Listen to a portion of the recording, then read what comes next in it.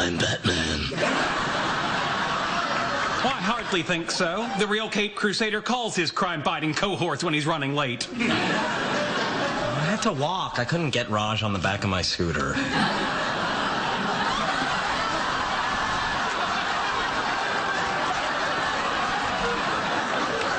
I said this before and I'll say it again. Aquaman sucks.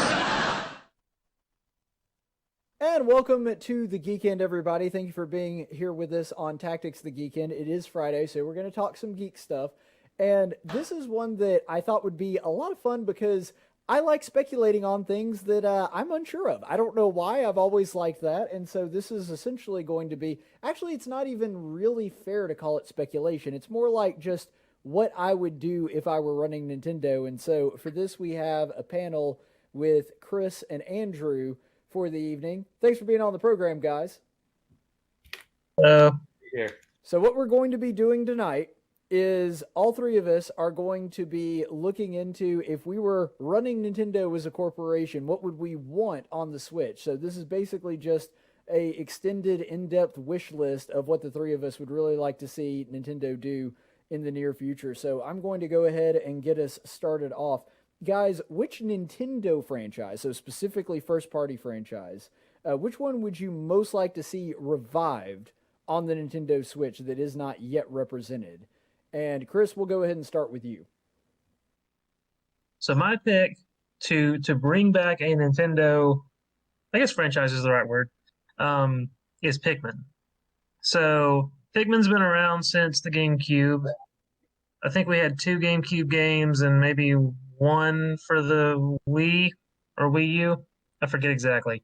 I know we had Pikmin 3. Pikmin and I've 3 was read, Wii U.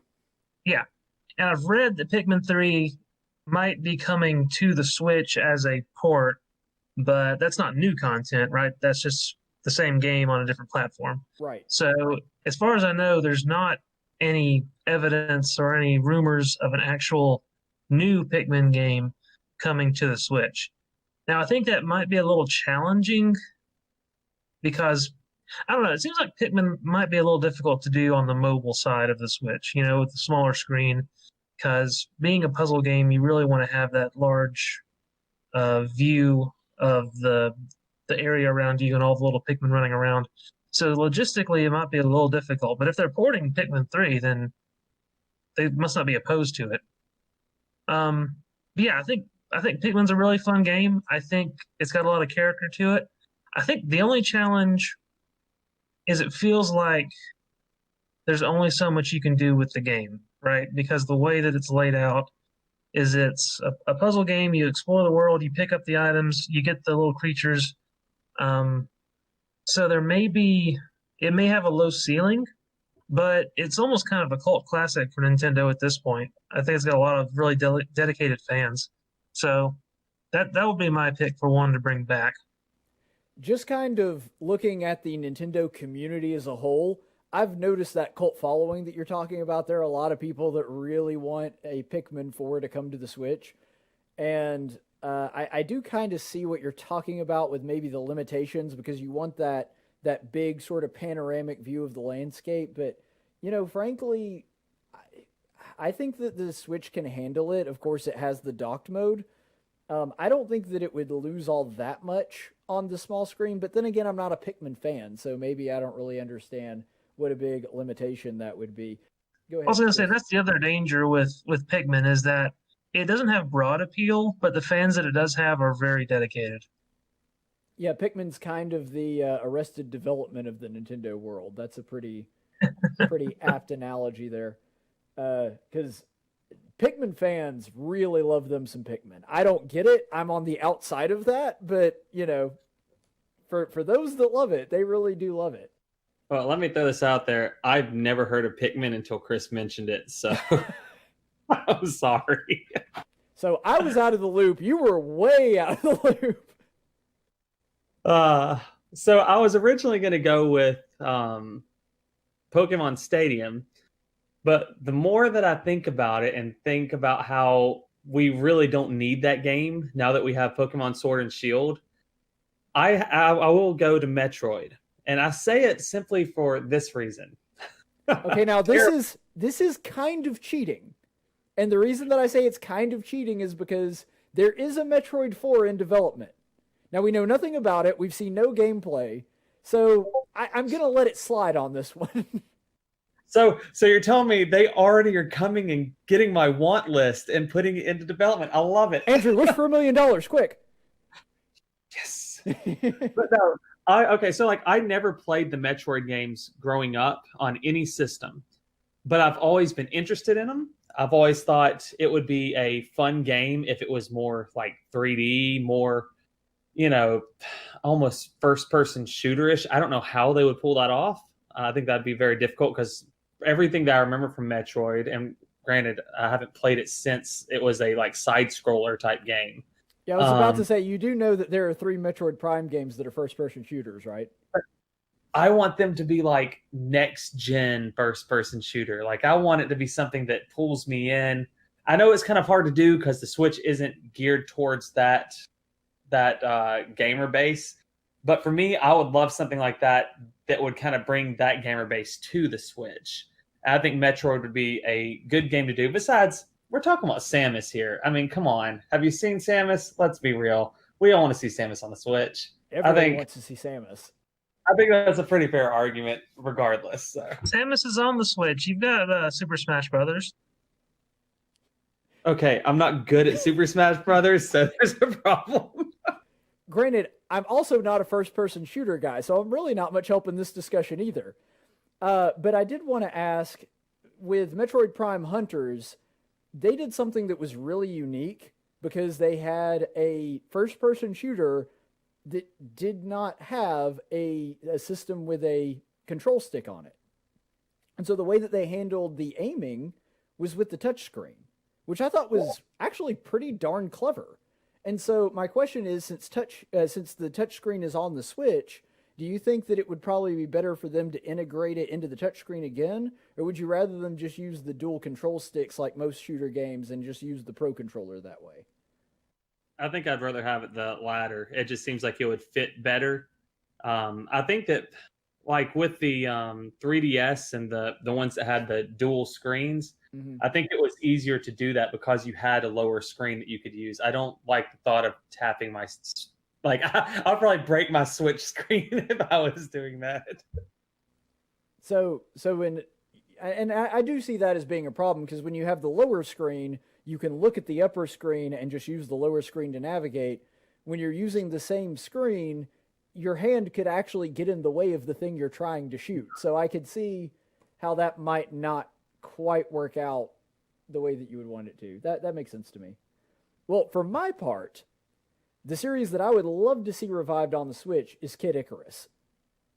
Because Kid Icarus went literally 25 years without a game from the Nintendo to the Nintendo 3DS. And it finally got revived. It finally got a new game. Sakurai put it together. It was sort of his brainchild. And Kid Icarus Uprising is really fun. Interestingly enough, it kind of combines the two aspects of the genres you two just talked about because it has a first-person... well, not a first-person shooter. It has a third-person shooting aspect that uses the touchscreen, and it also has a lot of puzzle-solving, sort of your generic adventure game kind of thing that Pikmin had.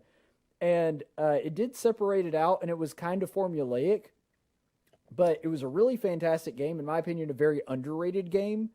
And I would love to see it come back. And another thing that I would love to see that I really miss from the Kid Icarus series is originally I figured what they would do is the same thing that they did from the Legend of Zelda series, where they just basically brought the sort of medieval fantasy character into the modern era, gave him a new look, a new design, but basically kept him very true to his character, very stoic, sort of a generic character. They did the exact opposite.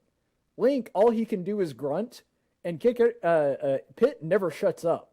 Like, that game takes 30 hours to beat, and Pit never shuts up the entire game. It's really funny, really good dialogue. It's got a lot of aspects that I really love. And the fact that I just don't think that it's a good idea for us to have to wait another 25 years for another installment in the Kid Icarus series. It's time. The Switch is a great way to grow that platform because the Switch is so wildly popular. And so It's not really even falling. It's kind of a cult classic, but I think it has broader appeal than Pikmin personally. And I think with all the new players that you've got with Switch, especially with like the Animal Crossing boom and everything and Breath of the Wild, that Kid Icarus, there's just a groundswell of market share for the Switch that people would be able to flock to if they saw something really cool like Icarus Uprising was. So I think that that's a fantastic choice to revive a series. If you want to talk cult classics, Yeah. is there an Earthbound game on the Switch? There is not. That would probably be pretty popular too. I've never really played the Earthbound, the mother games, but that would probably be pretty popular as far as cult classics being revived. Yeah, and I think this would be a good way to do that because the Earthbound series has never actually had an official English release because it's so much text to translate. And that's the reason that they just never thought it would be economically feasible. But that's completely different now. We haven't had an Earthbound game since what, the Super Nintendo? And so now you've got a very large American base that knows the characters because of Smash Brothers. They know Lucas, they know Ness. They're at least somewhat familiar with the storyline and the themes of it because of reading all the descriptions on the trophies on Smash Brothers. And so, just like Fire Emblem, Smash was kind of the gateway into people really liking Fire Emblem here in the States, and it was kept in Japan only for the same reason. It's a lot of text to have to translate.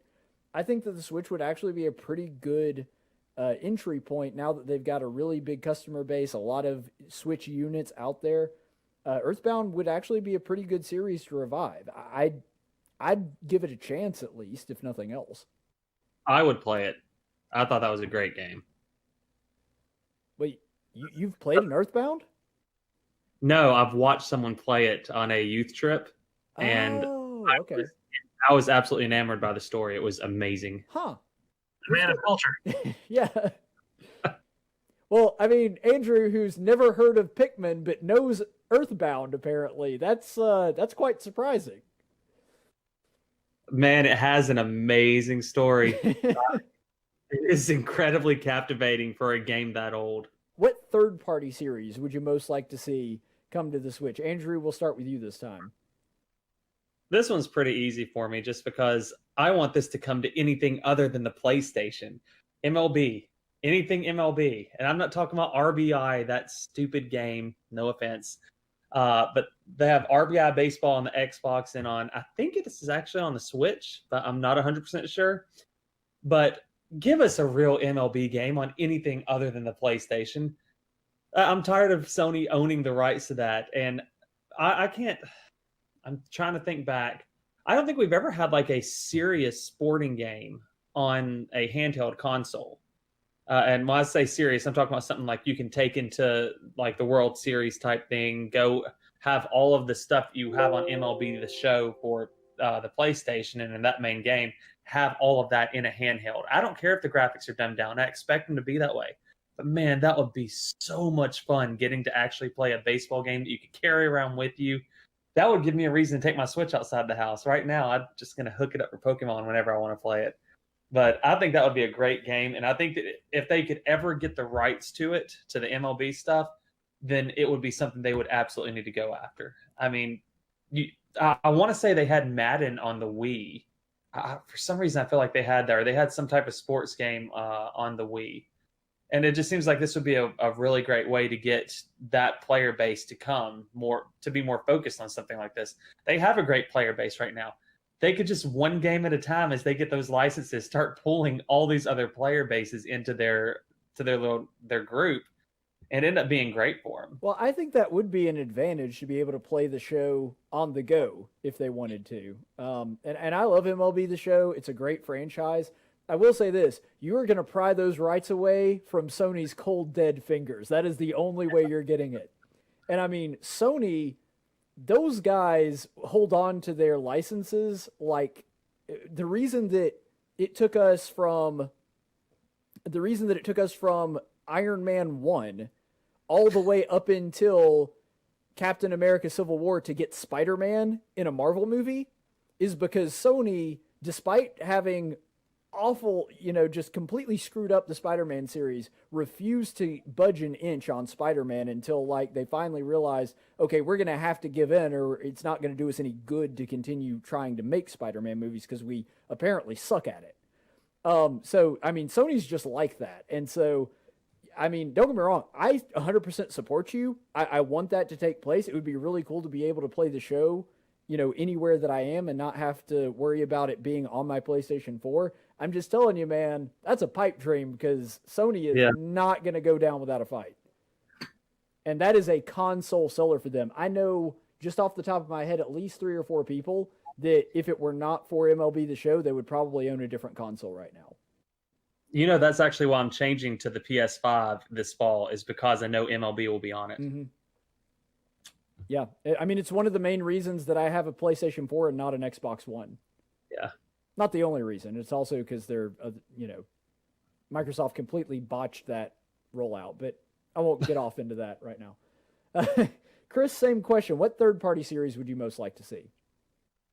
Okay, so I want to first do an honorable mention because this one's not even realistic, but I wanted to bring it up because I've found it very enjoyable. Okay. I want to bring up the Metabots franchise, which had several Game Boy games and a wonderful, Saturday morning Fox cartoon. Chris, this is why we're friends. Metabots was amazing. It was a great show. It was like Pokemon robots. Yeah, and the Game Boy games were actually pretty darn good. So I did notice they did do I'm not sure how to describe it. Basically a set of re-releases of the Game Boy games on the Switch, I think, in Japan. But of course, we're not going to get that because life's not fair. So anyway, shout out to Metabots because that one's not as realistic. Only slightly more realistic, unfortunately, is my pick, which is Monster Rancher, which is another amazing Pokemon ripoff franchise. So Monster Rancher is awesome. I played Monster Rancher 2 on the PS1 back in, 99, 2000, somewhere like that. And it was so cool because I would raid my parents' collections of CDs, putting CDs in the PlayStation to get new monsters from all the different CD combinations. I don't know if you remember doing that or not. I never had the PlayStation 1 game, so I wasn't able to do that, but I'm aware of it. Yeah. So you just take any CD laying around your house and you stick it in the game and you get you get a monster from it based on the data in the CD. Really cool. Very innovative. So yeah, Monster Rancher has kind of a weird history gaming-wise because the console versions were usually on the PlayStation, but then there were a ton of Game Boy games. So it was kind of on both. It was kind of weird. Man, I just blew Andrew's mind. He had to leave the room. I know, right? But anyway, Monster Rancher, super fun. Also had a pretty cool anime. And we haven't really had a real Monster Rancher game for a decade at this point. I've seen there's like a couple of app games, but other than that, we really haven't had anything in the U.S. Yeah. And what really bugs me, and this happens with Sonic too, is Nintendo or whatever company will release some games for a particular franchise that's not quite as popular as, say, Mario. Yeah. They release a bad game. The bad game does poorly, and from that they say, well, people aren't interested in it, so we're not going to make any more. Yep. You know? I totally understand. The last couple Monster Rancher games were bad. And so now they're like, well, nobody outside of Japan wants Monster Rancher anymore, so we're not going to make anything, to sell in America. I did see where they are remastering Monster Rancher and Monster Rancher 2 for the Switch, Japan only. Again. So anyway, I would love to see Chris, you just need to learn Japanese. I guess. A new original Monster Rancher game for the Switch in English, please. I have to I have to unfortunately agree with you that the odds of that happening are basically nothing. But I think that it would be fantastic, Metabots or Monster Rancher. Obviously the disc thing would be basically null and void now. It'd be something else, yeah. The Game Boy game had some other variant of that where you could get randomized codes or something. You could still I'm sure that you could still collect monster disc in the game as items. You just wouldn't be able to have the actual physical scanning. Yeah. But still, Amiibos. huh? Amiibo. Do you have any idea how expensive it would be? Amiibos are like $14 a pop. I'm just saying there are ways you could do it to take external like barcodes. This has been done for years with varying levels of success. Yeah, Digimon actually did it for a while too. Who? Digimon actually did that for a while too. The fourth device could do that. Yeah. There was a Yu-Gi-Oh game on the Game Boy where you could take number codes off of cards and get them in game too. Did you know there was a Windows-based MMO for Monster Rancher? Again, Japan only.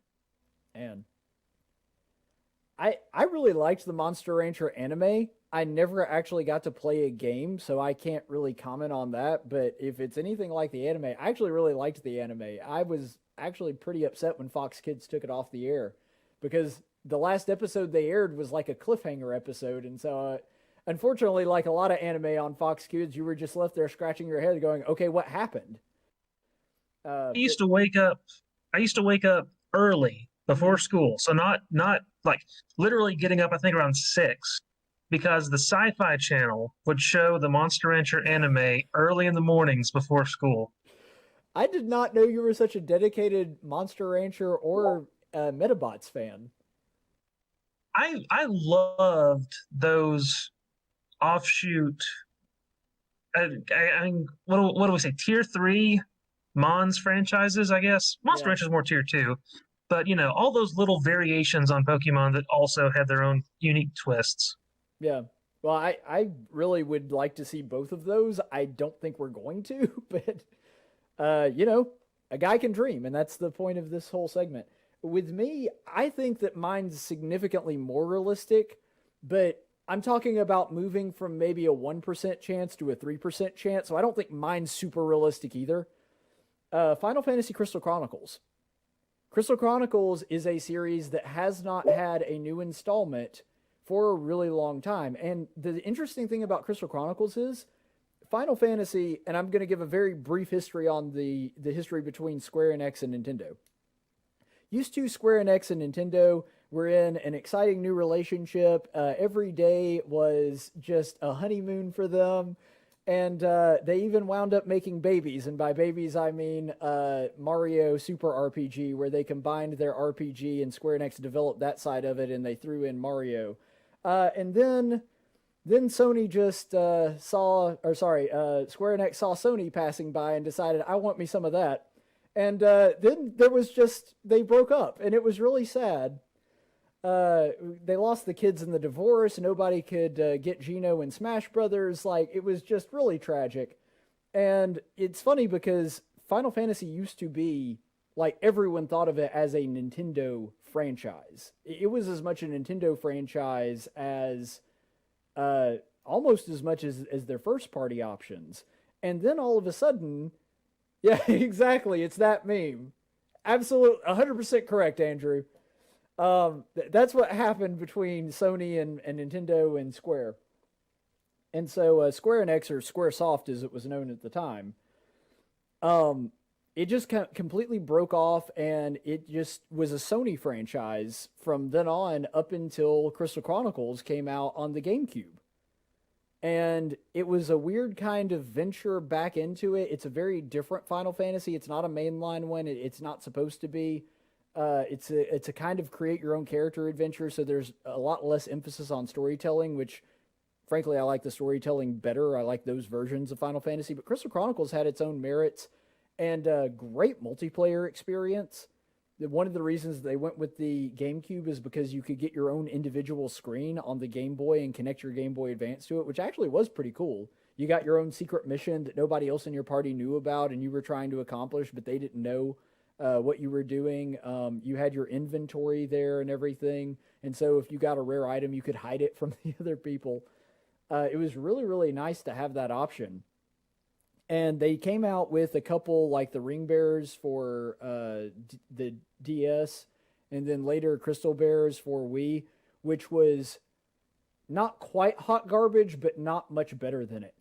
So, like, they really need to bring back the Crystal Chronicles series, which thus far has been exclusive to Nintendo. It's been one of the only series that, with the exception of ports, every single game has come out originally on a Nintendo system, and they're actually coming out with a remastered version of Crystal Chronicles for the Switch here in just a couple months, I believe.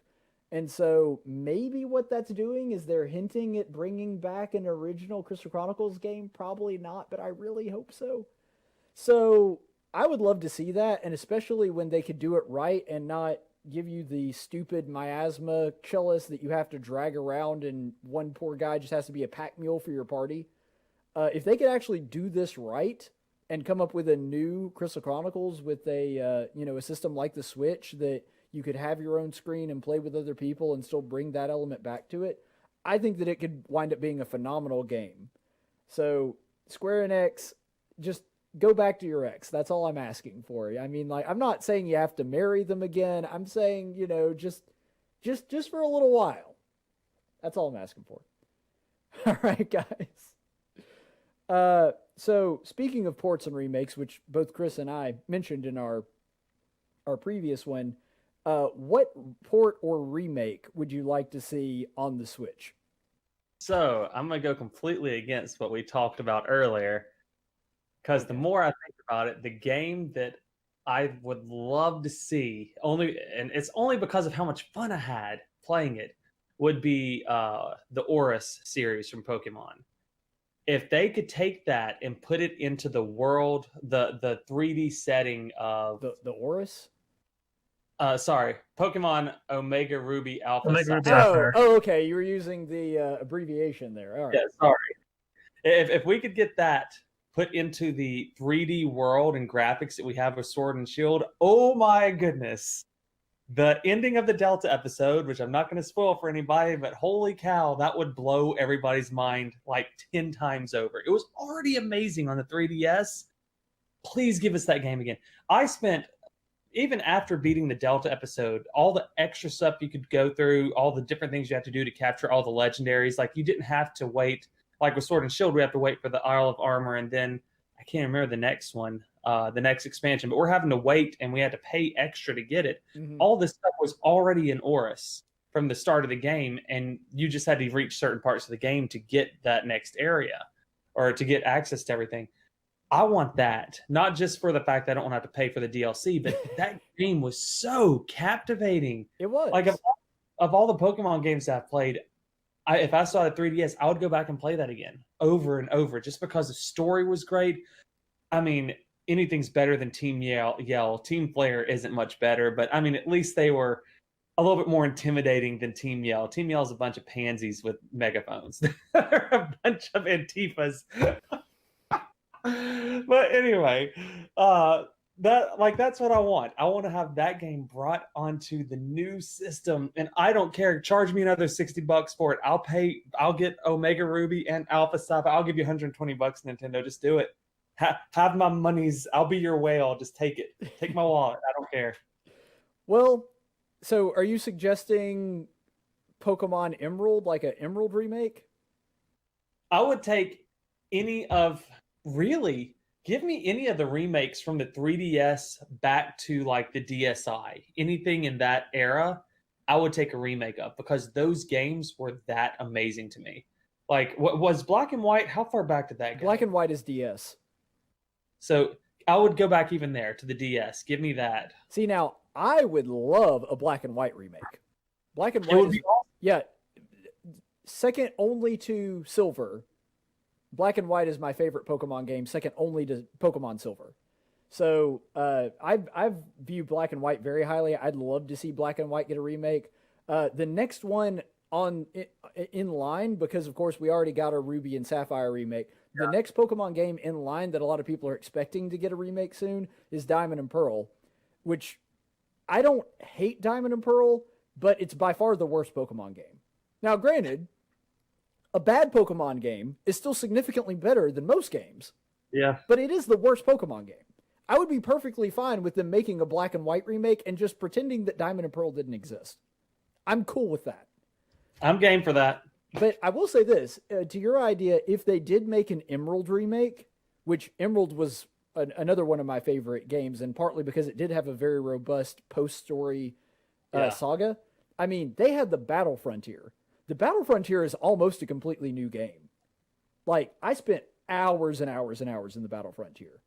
And the cool thing about it is you have to win matches and win them in unique ways. Of all the post-game content of Pokemon, and there's a lot of it, I think Delta Episode is probably the best. And then right under that, or no, I take that back. Being able to go through Kanto, beat all of the original gym leaders, and then face your character from the first. That's the best post-story experience, by far.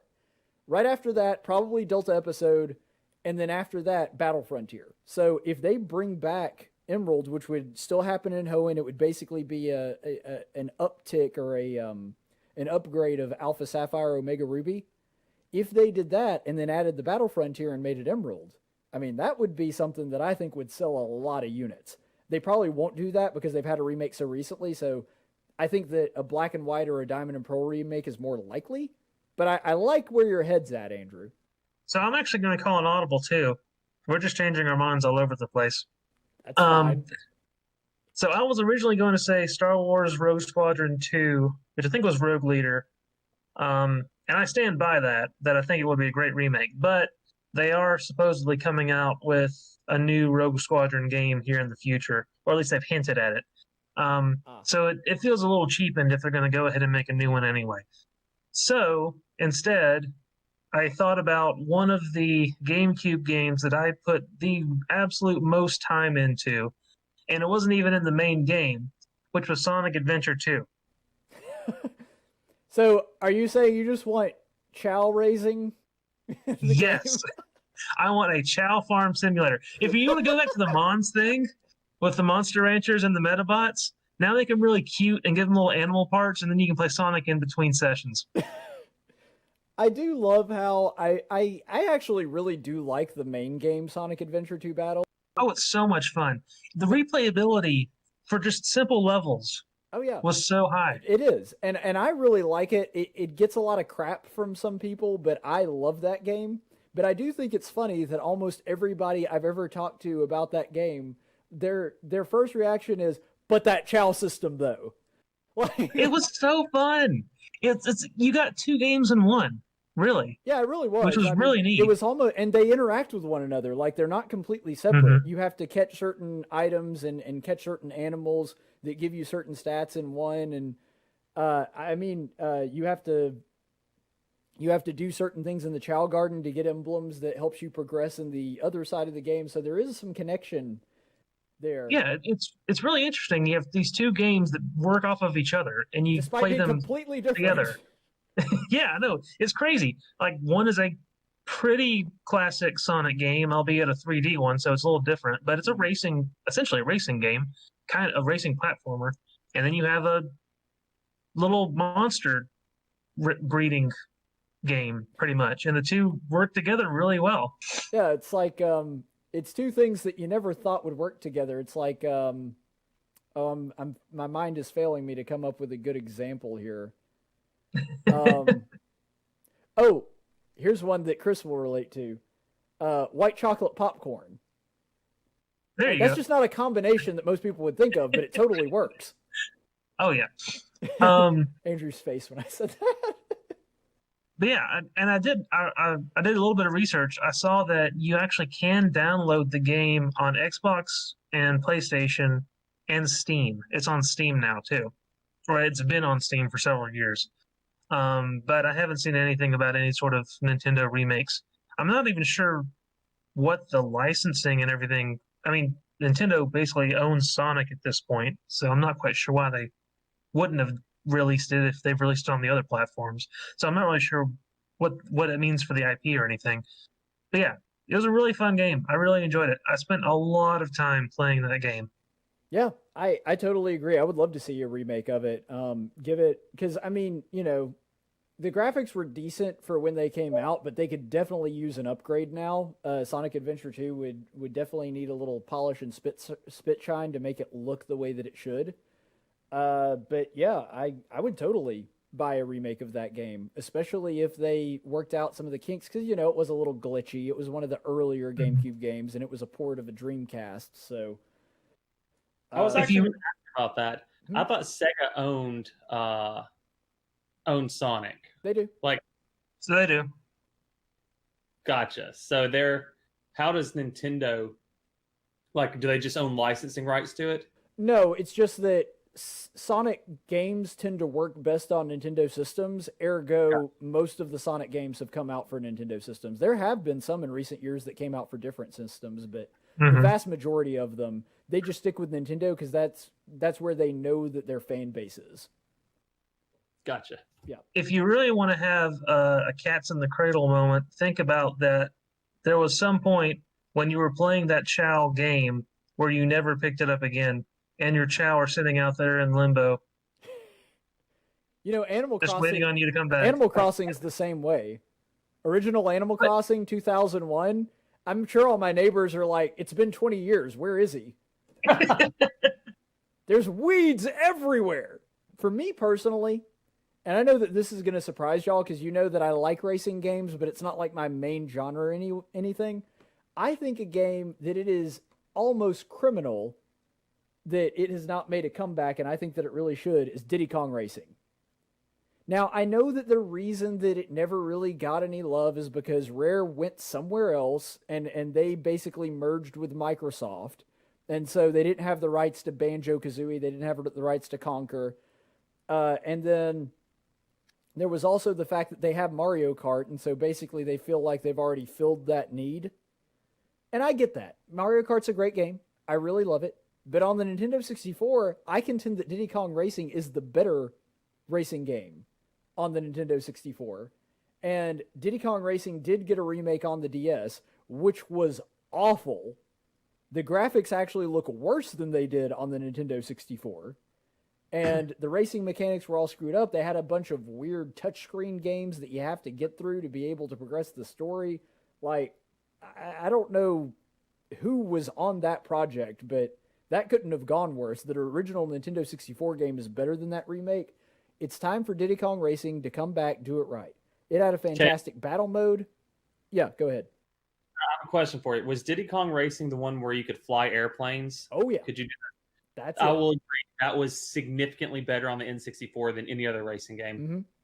And another thing that I thought was really cool about it is they had the battle mode, because I love the fact that unlike Mario Kart where you basically just get a random power up whenever you hit one of the question mark blocks, again, nothing wrong with that. I like Mario Kart, but it was so much better in Diddy Kong Racing because you had the upgrade system. So like if you got a red balloon, you got a missile. If you got another red balloon, you got a second missile. And so you could actually, there was a lot more strategy involved in your racing. You're like, I could go a little bit out of my way and maybe lose a little bit of ground to get a better item. And not only that, you strategically choose what item you get. No more getting into first place and being punished for being good at the game by only getting crap items. Like, that was what was great about Diddy Kong Racing, is I could get in first place, and then I could strategically pick items that most benefited me, instead of just being stuck with a banana peel. And so I thought that was a fantastic game. I really, really like it. I hope they bring it back. I will say that a banana peel is best if you're in first place. A bullet bill would be better. A turbo boost would be better. Like a mushroom, like to increase your lead. I know. What I meant, if you drop a banana behind you, then everyone behind you is going to have to dodge That's it. true. I mean, don't get me wrong. There are advantages. I was just saying that with Diddy Kong, I get to make that choice myself. I get to decide whether I want a power boost, or I want a missile, or I want an oil drop, which is like basically their equivalent of a banana peel. I get to make all those decisions myself, and there's some items that don't really work if you're in first place. So, you can't use the magnet, for example, if you're in first place. It just doesn't do anything. So there are still some disadvantages, but the point is I get to make that decision strategically of which item that I want. That's why I like it so much. And if they were going to make a remake and add some new tracks, add some new features, battle mode for the airplanes, that would be awesome. Which the old game didn't have. So really, really cool. I hope that they do that. No. Before you do any of that, make all the old Pokemon games, bring them back in one massive game. It'd be better. If Andrew were running Nintendo, every single Nintendo console would have a remake. It would be of called all Game the old Freak. Pokemon games. Do what? It would be Game Freak. Yeah.